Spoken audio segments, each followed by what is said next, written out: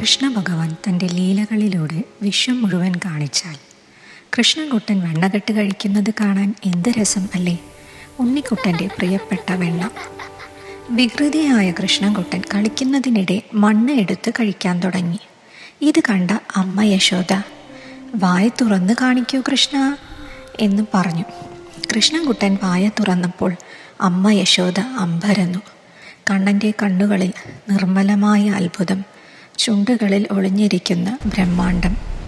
അവൻ്റെ വായ്ക്കുള്ളിൽ ഭൂമിയും നക്ഷത്രങ്ങളും ആകാശഗോളങ്ങളും സൃഷ്ടിയും എല്ലാം കാണാം.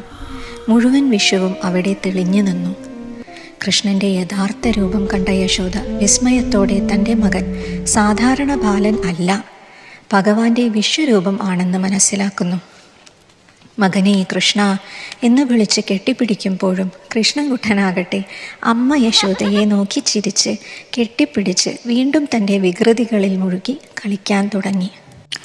ഇത് ദർശനം മാത്രമല്ല, ഭക്തിയുടെ ഹൃദയത്തിൽ തെളിയുന്ന ദൈവത്തിൻ്റെ അനന്തസ്വരൂപം തന്നെയാണ്. ഇത് വിശ്വമായയോ കണ്ണൻ്റെ ലീലകളോ? നിങ്ങൾക്കെന്ത് തോന്നുന്നു? കമൻറ്റിൽ അറിയിക്കൂ.